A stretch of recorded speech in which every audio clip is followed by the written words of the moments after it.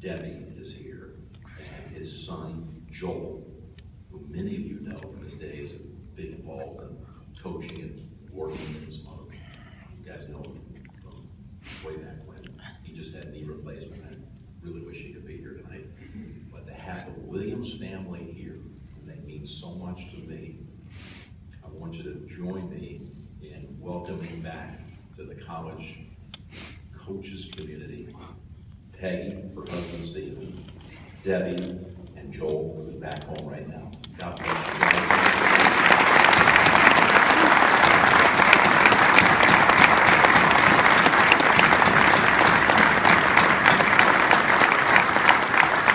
So I showed up at school, and the coach said he was a big psychology guy. He'd ask you to stand up and he'd say, what do you want to do with your life? We never saw him hit a golf ball. None of us ever saw him hit a single shot. But he somehow was able to draw out of people their best.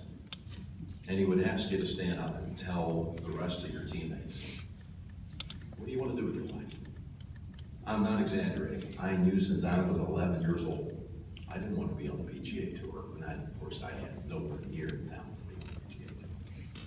Heck, I couldn't even make the 17th place on the Houston Golf. I was already at 18. But I stood up and I said, guys, my first meeting, I'm Jim Nantz. I want to one day work for CBS. I want to one day broadcast the Masters. And that's exactly what I said. 7 freshmen are there. The 4th person to stand up, I can still see us sitting around a round table. The 4th person stood up bashfully, and he said, I'm Fred Couples from Seattle, Washington, and one day I want to win the Masters golf tournament. How do you think one day we ended up being in the same dorm room together? Dave Williams was a genius. Paul Marchand was on that golf team at Houston. And we had a player who was our heart and soul leader. It was Paul. And Paul is now out here in Las Vegas in a great youth discovery project called The Summit. And leading the efforts there. And of course, he's been Freddie's teacher. He's been Colin Montgomery's teacher. He's been President Bush 41 Seniors teacher, and it means the world they have. Paul and Judy and Tara Morgan all here tonight.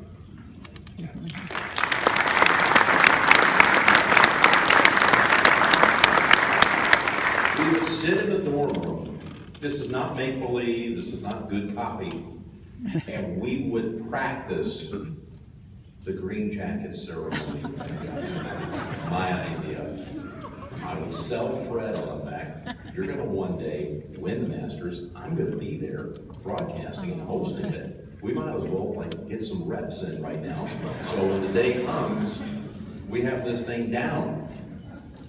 We take a hairbrush, turn it upside down, have the handle acting like it's a microphone. Fred would sit there, okay, what am I supposed to do? No, I had a little tape recorder, a little tape deck with a microphone, and I would record it, and we would play act the scene that happens every year on the 2nd Sunday in April. And by some miracle, on April the 12th, 1992, Fred won the Masters tournament, and now I'm in my 7th year at Augusta. I'm there now as the host, and I'm there to present the green jacket. And now we went through the ceremony just as we had rehearsed in our dorm room at the University of Houston. Now, what are the odds of that? I do say today, be careful of this. Try to stop it. The world's a tough place. The whole country right now is polarized for a bunch of different reasons. Try to get your guys to believe in goodness. Try to look through a prism of beauty and belief in one another and goodness in others instead of sarcasm and ridicule. We didn't see the world that way. Now, why was that? Why were we that good? I'm just talking about our attitude. It started with our coach. Our coach, he would say, "You're the greatest. You're the greatest." All of us were told at some point we were the greatest. That was a big Dave Williams line. You're the greatest. And after a while, you begin to believe it. I'm pretty good. One day work for CBS. He's making me believe this. Today, I'd be afraid that if I actually stood up and said I'm going to one day work for CBS, I'd get laughed out of the room if I was a kid. Right? If somebody stood up and said I'm going to one day win the Masters, people would be saying, snickering behind his back, "Yeah, well, hope you can crack the top 5 here. Good luck getting that green jacket." It's attitude. We got to change attitudes. We're a little community here at the game of golf. And the most influential time in the sport is at your level and in your hands. Congratulations for winning the academic awards for your team. That's tremendous. A lot to be proud of. It's in your hands. These are young, impressionable people.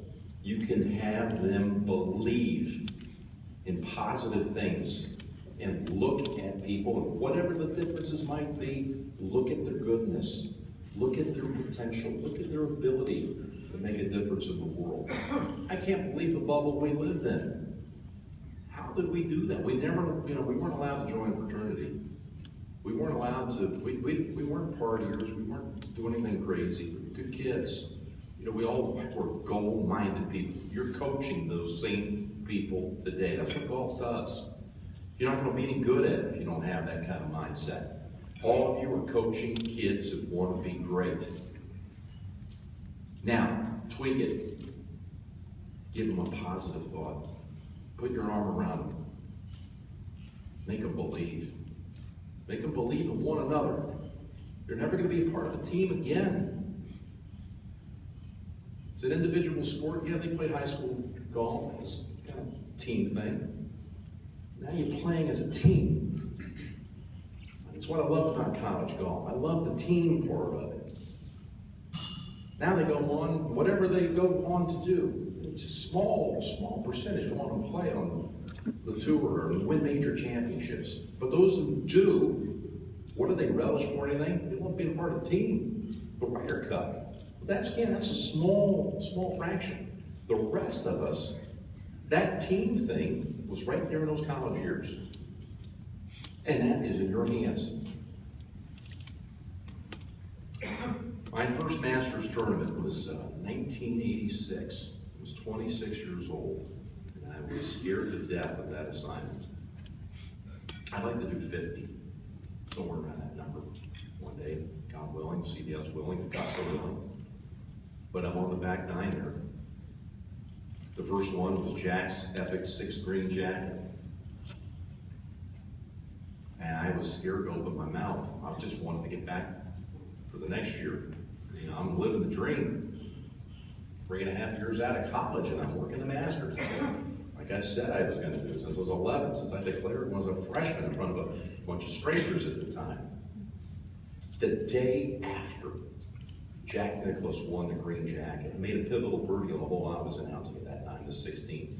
And I finally summoned up the strength and courage to get some words out, and I said, the bear has come out of hibernation. I went from Augusta to Houston. On April the 14th, Jack won on April the 13th. On April the 14th, there was this big blowout event in a ballroom in one of the biggest hotels in Houston for Dave Williams. It's called A Night to Remember. Now it was the Masters ceremony.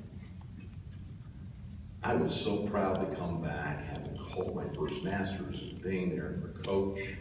He's now up to 16 national championships.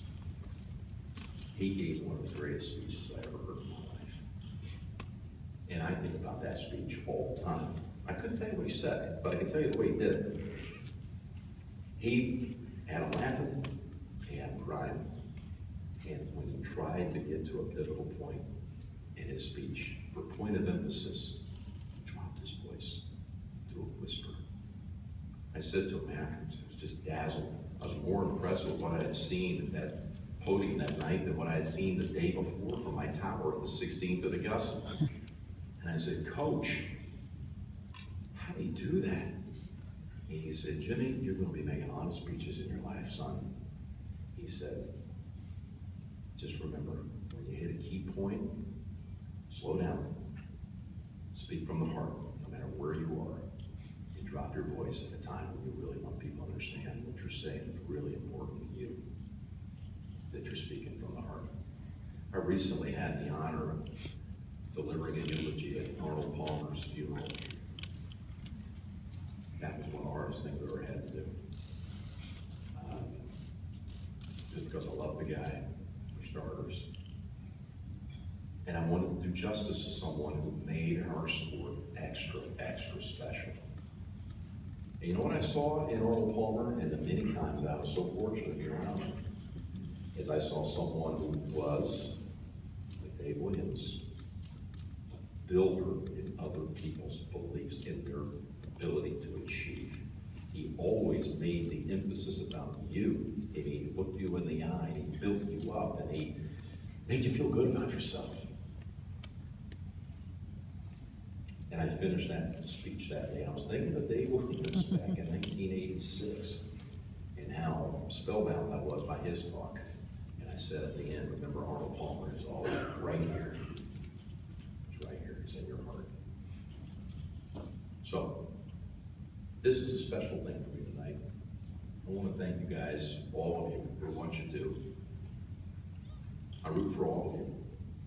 I don't care what school you are. It's not a competitive thing for me at all. It's about the fact you guys honor our game. Every one of you are important to me. Now, you guys are competitive. You have to be. You're trying to win championships. But I see the world from a different place. I see the world from the guy that's on the end of the bench for you guys. I'm seeing the world by the way you guys have touched people. You're here in Vegas, you're going to go back, you're going to have these young people, some of them for 3.5 more years. Just remember, I'm the example of the guy that never did anything competitively in life. Nothing. We played one day, 18-hole tournament, as Coach called it. That's all I did. But I was around the golf team. And Coach even lettered me one year. I'm a part of this community. I'm a child of this community. If you guys think I'm worthy of a Lifetime Achievement Award, that's a big deal to me. My wife Courtney is over here tonight. I've been telling her for months since Greg and I finalized this date and everything. I said, I don't know what I'm going to say, but this one is really personal to me. Thank you from the bottom of my heart. Thank you for what you do for our game. Thank you for the lives that you're influencing. It's the greatest sport of all. And I'm rooting for you all. If I could channel Dave Williams here at the end, I think he'd look every one of you in the eye right now. He wouldn't be competitive at this point.